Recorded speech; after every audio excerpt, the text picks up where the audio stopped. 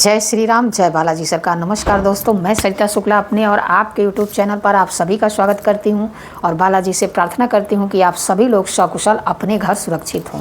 दोस्तों, आज की जो मैं वीडियो बना रही हूं वह इस चीज़ को लेकर के है कि आजकल लोग शारीरिक पीड़ा से बहुत ही परेशान हैं। यानी कि जैसे कि घुटनों की समस्या हुई, कमर की समस्या हुई, सर दर्द की समस्या हुई, मतलब इस टाइप की चीज़ों से लोग बहुत ही परेशान हैं।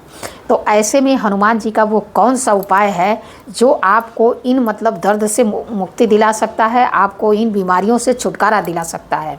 अगर आपके घर में भी कोई इस बीमारी से पीड़ित है, परेशान है, तो यह वीडियो ज़रूर देखिए। और अब तक अगर आपने मेरा चैनल सब्सक्राइब नहीं किया है तो कृपया चैनल को सब्सक्राइब करिए, लाइक करिए, शेयर करिए, कमेंट करिए। कमेंट में जय श्री राम अवश्य ही लिखिए।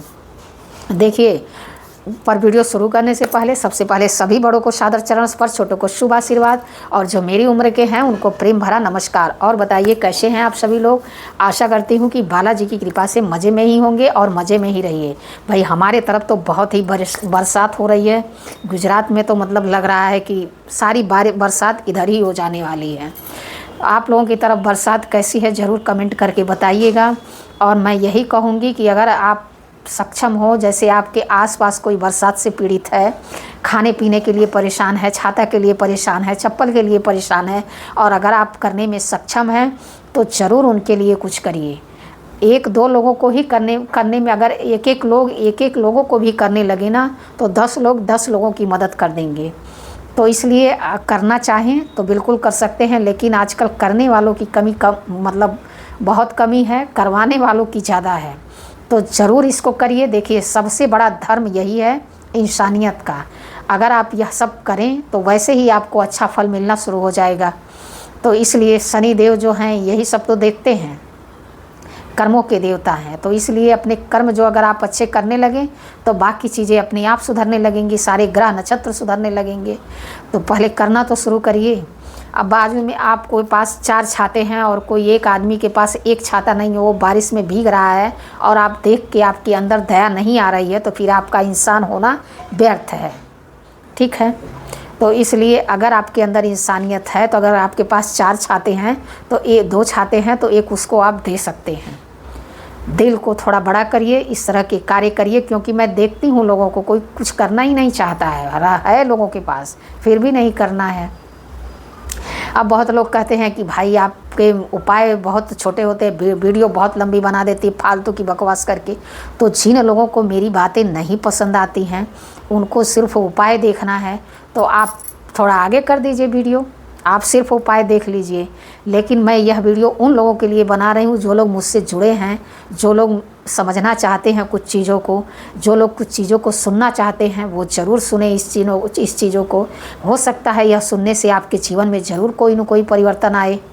तो इसलिए थोड़ा ये सब बता देते हैं, बाकी और कोई उद्देश्य नहीं है। बाकी उपाय तो हमको बताना ही है। तो चलिए आते हैं उपाय पर। अब जो मैंने बताया आप लोग उस चीज़ को ज़रूर ध्यान रखिएगा। देखिए, आजकल क्या है, लोग शारीरिक पीड़ाओं से बहुत ही परेशान हैं।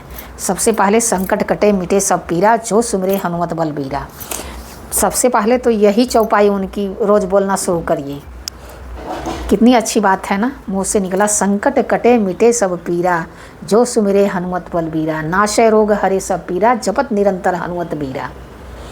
कितनी अगर देखा जाए तो हनुमान चालीसा में सारी समस्याओं का निदान है, बस उनको जागृत करने की देर है। मैंने इस पर उपाय बना करके बहुत पहले डाला था, नाशय रोग हरे सब पीरा, जपत निरंतर हनुमत बीरा। लेकिन जब कोई करेंगे, कुछ लोग देखेंगे, उपायों को करेंगे, तब तो कुछ फ़ायदा होगा। तो इसलिए जो है उपायों को देखिए, उन उपायों को करिए। और आज का जो मैं उपाय बता रही हूँ ये तो बहुत ही सरल है। अब इससे सरल उपाय तो क्या ही हो सकता है, कुछ नहीं हो सकता। अगर जो ये उपाय नहीं कर सकता ना तो वो कुछ भी नहीं कर सकता, मैं तो यही कहूँगी। तो देखिए, जैसे कि मैंने पहले ही बताया कि जैसे जो लोग शारीरिक पीड़ा से परेशान हैं, उनको शारीरिक पीड़ा से मुक्ति चाहिए, तो हनुमान जी का यह उपाय जो है सबसे कारगर सिद्ध माना गया है हमारे धर्म में, हमारे शास्त्रों में। और जिन लोगों ने इस उपाय को किया है उन लोगों प्रत्यक्षदर्शियों के हिसाब से भी यह उपाय जो है सबसे कारगर माना गया है। इसमें जैसे कि मान लीजिए आप गठिया से परेशान हैं, आप जोड़ों के दर्द से परेशान हैं, आप कमर दर्द से परेशान हैं, चाहे आपके शरीर दर्द से आप परेशान हैं, चाहे आप सिर दर्द से परेशान हैं, चाहे आपके गले में दर्द हो रहा है, मतलब किसी भी समस्या के लिए यह उपाय जो है समझ लीजिए कि एक रामबाण का काम करने वाला है।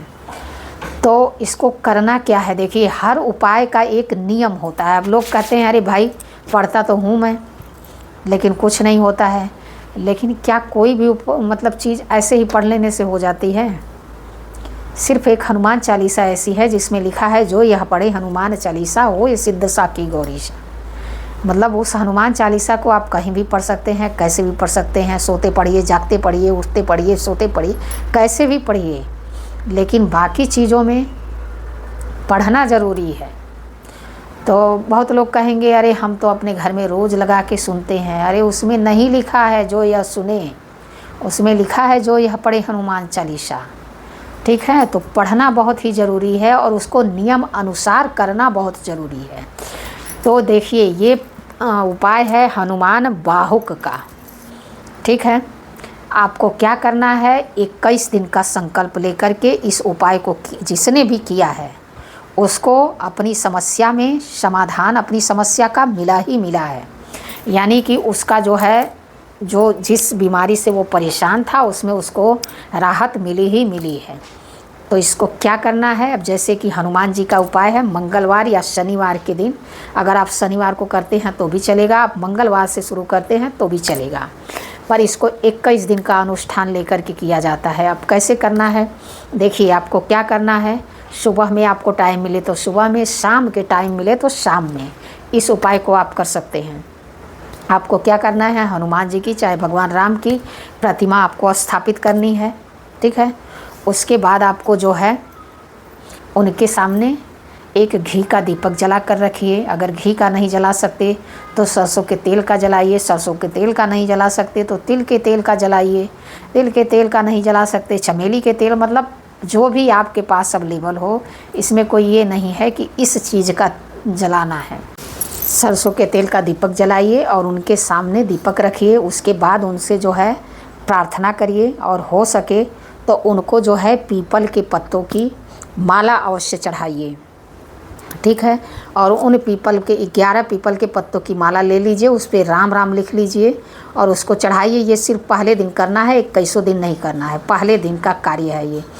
मतलब 11 पीपल के पत्ते ले लीजिए, उसको अच्छे से साफ़ करके उस पर ऑरेंज कलर के सिंदूर से सीताराम सीताराम लिख लीजिए, उसकी एक माला बना लीजिए और वो दीपक जलाइए और हनुमान जी को माला पहनाइए और उनसे प्रार्थना करिए। आपकी जो भी समस्या हो, जो भी परेशानी हो, उनसे कहिए।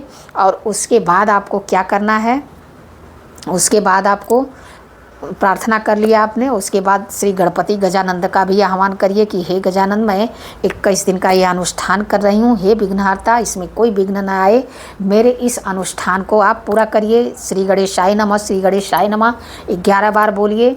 और उसके बाद आपको क्या करना है, उसके बाद आप सीताराम सीताराम सीताराम बोलिए, कम से कम 11 बार, 21 बार, 27 बार, मतलब कम से कम जितना बोल सकते हैं अवश्य बोलिए सीताराम सीताराम। उसके बाद आपको हनुमान बाहुक का पाठ करना है। हनुमान बाहुक का पाठ करिए कम से कम 5 बार। ठीक है, उसके बाद अंत में आपको क्या करना है, श्री राम रक्षा स्तोत्र का आपको पाठ करना है 2 बार। श्री रामचंद्र कृपाल भजमन हरण भव भय दारुणम। हाँ, और एक छोटे से लोटे में जल वहाँ पे उनके सामने अवश्य रख दीजिए और उसमें एक लौंग डाल दीजिए। ठीक है, यह कार्य आप अवश्य कर लीजिएगा।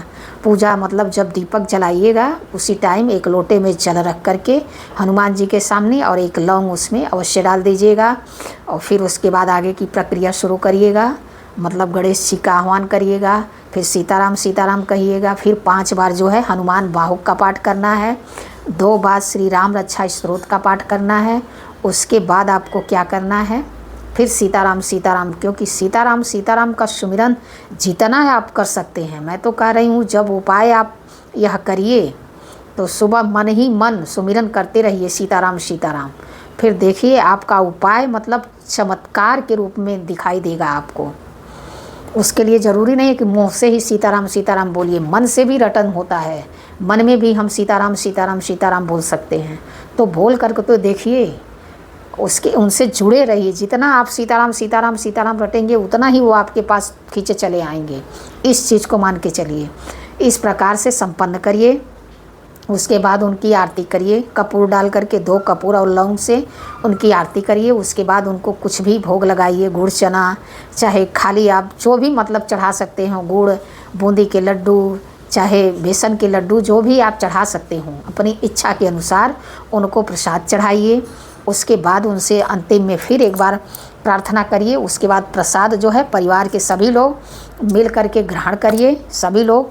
और जो लोटे का जल है वह वही व्यक्ति पिएगा जिसको प्रॉब्लम है, और वो लौंग जो है उसी जल से उसको घोट जाना है। एक चीज़ का ध्यान रखिएगा कि उस लौंग को चबाना नहीं है, सीधे निगल जाना है। तो थोड़ी छोटी ही लौंग देख करके डालिएगा, और मतलब फूल उसका टूटा ना हो, इस प्रकार की। यह लगातार आपको इस उपाय को 21 दिन तक करके आप देखिए। जब 21 दिन पूरा होता है, 22वें दिन हनुमान जी के मंदिर अवश्य जाइए। वहाँ जा कर के बूंदी के लड्डू अवश्य चढ़ाइए और उनसे प्रार्थना, उनका शुक्रिया अदा करिए। आप यह उपाय करेंगे 21 दिन के अंदर, जैसा मैंने बताया है, अगर उस प्रकार आपने किया तो आपको रिजल्ट 100% मिलेगा और आपको आपकी बीमारी में राहत अवश्य मिलेगी। बाकी वीडियो में अगर कोई गलती हो गई हो तो क्षमा करिए। ऐसी जानकारी के लिए हमसे जुड़िए। हमारे चैनल को लाइक, सब्सक्राइब, शेयर करिए। जय श्री राम, जय बालाजी सरकार।